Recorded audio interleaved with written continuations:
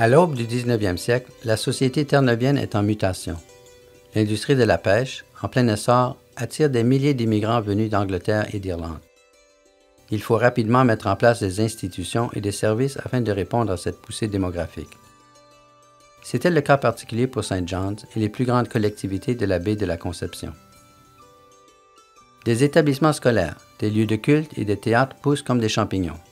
Un hôpital ouvre ses portes, un service postal est mis sur pied. Le premier journal à paraître, le 27 août 1807, est l'hebdomadaire Royal Gazette. John Ryan, un journaliste originaire du Nouveau-Brunswick installé à St. John's depuis 1806, en est à la fois le propriétaire et le rédacteur en chef, en plus d'en assurer l'impression.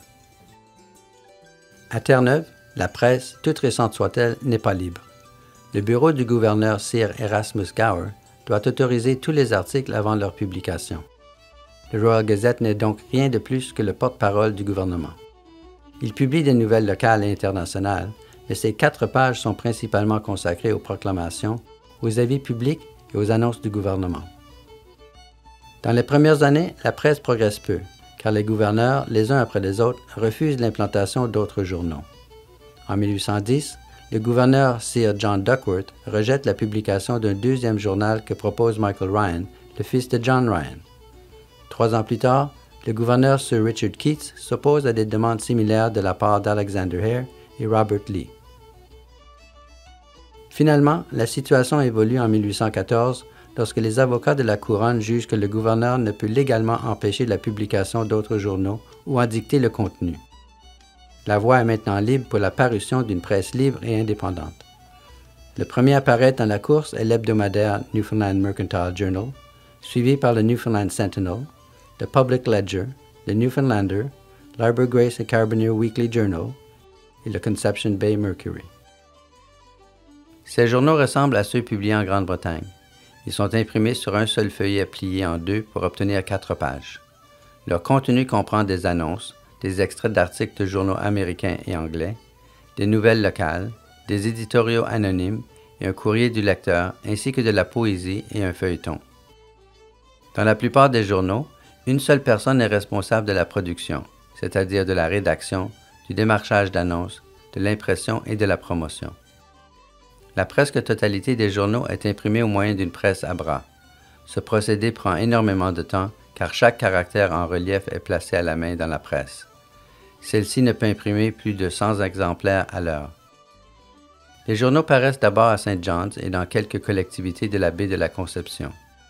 Ces municipalités à forte population sont de grands centres d'activité gouvernementale et commerciale. L'industrie de la presse peut plus facilement y prospérer. La situation est différente dans les villages éloignés et peu peuplés où le taux d'analphabétisme est très élevé. Ce n'est pas avant les années 1880 que des journaux peuvent y survivre avec la hausse du niveau d'instruction et l'amélioration des moyens de transport. Auparavant, seuls les fortunés et les gens scolarisés des grandes collectivités étaient des lecteurs assidus. Malgré ce faible lectorat, les premiers journaux favorisent le débat public, un phénomène encore inconnu à Terre-Neuve. Les rédacteurs en chef se servent de leurs chroniques respectives pour débattre entre eux. Ils publient aussi les lettres de leurs lecteurs. La naissance du mouvement réformiste amplifie ce phénomène dans les années 1820. Ses partisans, tels William Carson et Patrick Morris, désirent l'instauration d'un gouvernement représentatif à Terre-Neuve. Le succès de cette démarche accorderait le droit de vote à la population et parallèlement affaiblirait les pouvoirs du gouverneur. Les journaux s'emparent de ce premier véritable enjeu. La presse participe activement au débat et certains journaux choisissent leur camp. Le Public Ledger et le Newfoundlander appuient le mouvement réformiste. Par contre, le Royal Gazette abandonne sa neutralité pour s'y opposer. Nous affirmons que Terre-Neuve n'est pas encore prête à se gouverner elle-même. Les réformistes gagnent finalement la partie. En 1832, Terre-Neuve entre dans l'ère des gouvernements représentatifs. La première élection générale, qui se tiendra à l'automne, offre à la presse un autre sujet d'un grand intérêt. Au cours de la campagne électorale, une lutte politique se dessine entre les protestants de souche britannique, qui ont toujours détenu le pouvoir, et les catholiques irlandais, qui représentent un peu plus de la moitié de la population de l'île. Plutôt que d'opter pour la neutralité, la presse se divise selon des allégeances confessionnelles et politiques.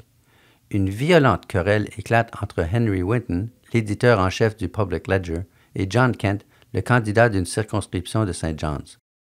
Le programme électoral de ce dernier porte sur les droits des catholiques irlandais.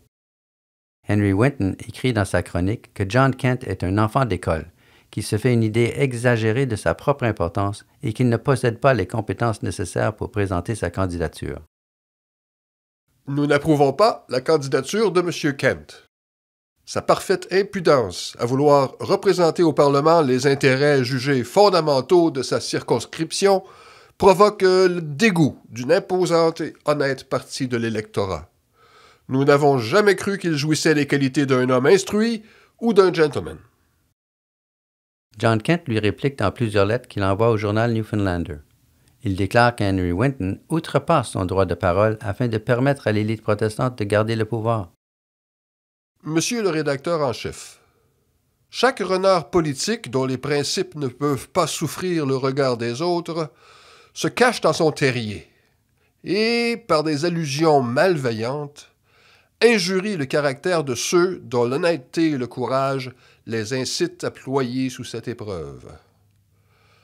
Le rédacteur en chef du Public Ledger s'est terré dans son trou et, par l'entremise de son journal, émet des préjugés aussi nauséabonds que l'odeur de sa contrepartie animale. Toutefois, la population a décelé cette puanteur et comprend que les idées toutes faites et le parti pris de ce renard ne font qu'un avec ceux de M. Winton. Les stupides calomnies des écrivains médiocres, anonymes et illettrés de M. Winton ne méritent même pas d'être lus.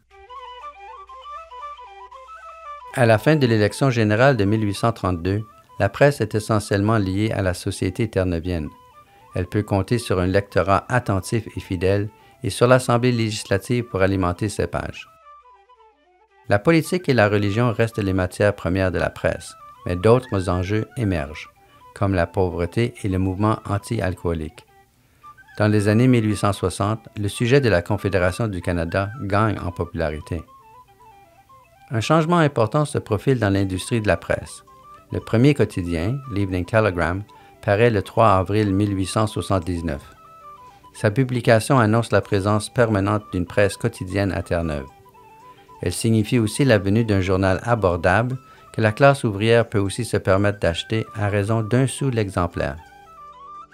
D'autres quotidiens font bientôt leur apparition à St. John's, comme l'Evening Mercury et le Daily News. Les hebdomadaires ne peuvent pas rivaliser et disparaissent peu à peu. Au même moment, ils apparaissent dans les collectivités éloignées. Le télégraphe, le navire à vapeur et le chemin de fer facilitent véritablement la diffusion des nouvelles dans l'île.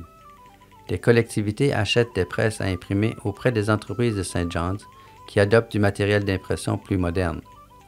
Le développement de l'industrie minière sur la côte nord-est suscite des investissements et l'afflux de nouveaux venus. Toutes ces transformations pavent la voie à l'établissement de la presse dans les villages éloignés. Le 24 juin 1880, le Twillingate Sun est le premier journal de l'île publié à l'extérieur de St. John's et de la baie de la Conception. L'hebdomadaire Weekly Record est publié à Trinity en 1886 et le Trinity Enterprise en 1909. Vers la fin du 19e siècle, les quotidiens s'installent à St. John's et les hebdomadaires se répandent dans les villages éloignés.